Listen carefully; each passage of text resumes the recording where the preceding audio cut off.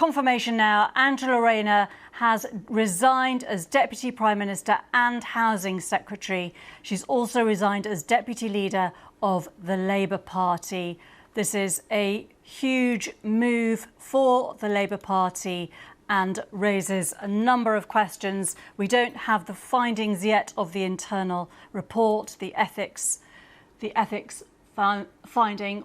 We can possibly go back to Chris Mason actually for a bit more because information is still coming into us. Chris, what more can you tell us? So my email has just pinged, so I'm going to read you something that I am reading for the first time myself. We now have the letters, a letter from the independent advisor on ministerial standards, Sir Lawrie Magnus, and indeed an exchange of letters between Angela Rayner and the Prime Minister.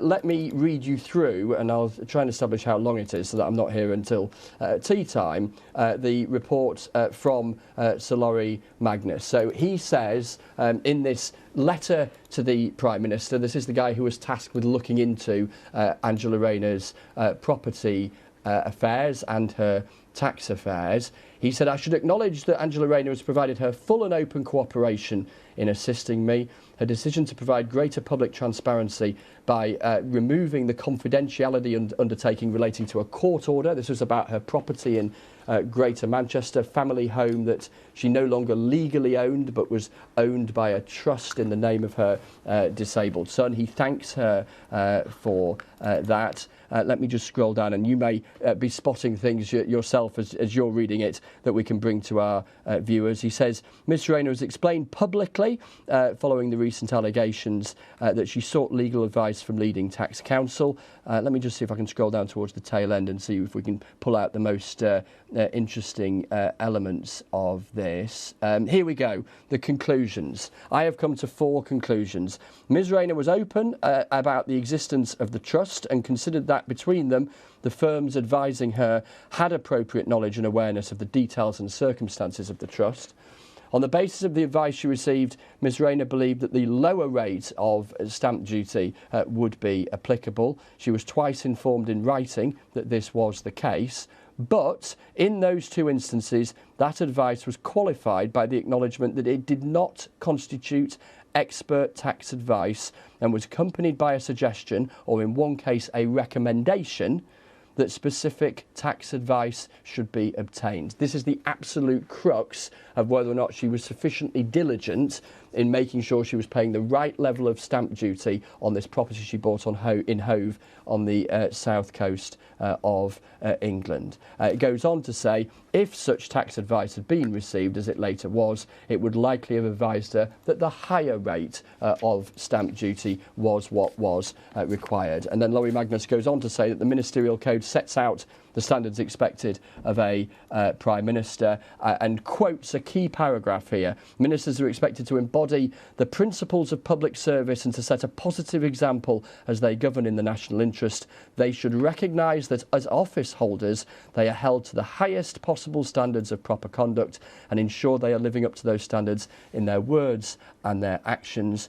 And then to spin ahead, he says, Sir Lawrie Magnus, is highly unfortunate that Ms Rayner failed to pay the correct rate of stamp duty, particularly given her status and responsibility as the Secretary of State for Housing, Communities and Local Government and as Deputy Prime Minister. She believed that she relied on the legal advice she had received, but unfortunately did not heed the caution contained within it. He says then, I am conscious of the acute challenges ministers face, perhaps uniquely. However, the responsibility of any taxpayer for reporting their tax returns and settling their liabilities rests ultimately on themselves alone. And then spooling to the very final paragraph, he says that he does believe Angela Rayner acted with integrity and she had an exemplary commitment to public service, but her unfortunate failure to settle that tax liability at the correct level, coupled with the fact that there was this intense public scrutiny, leads me to advise you that in relation to this matter,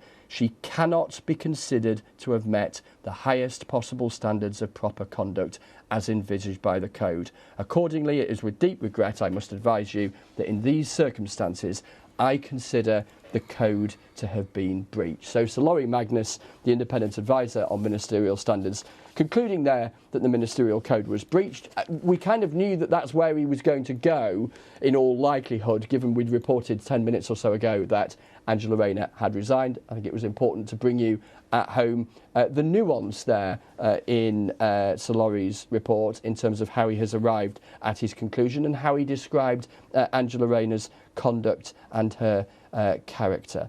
We now have letters from Keir Starmer to Angela Rayner and from Angela Rayner to the Prime Minister. Angela Rayner's letter is handwritten, which is rare in these circumstances. In fact, no, it's the Prime Minister's letter, apologies, that is handwritten, so thanking her for her role in government. His handwriting is actually quite hard to read. I believe you have reached the right decision. It's a decision which I know is very painful for you. You have given your all to making the Labour government a success, he says.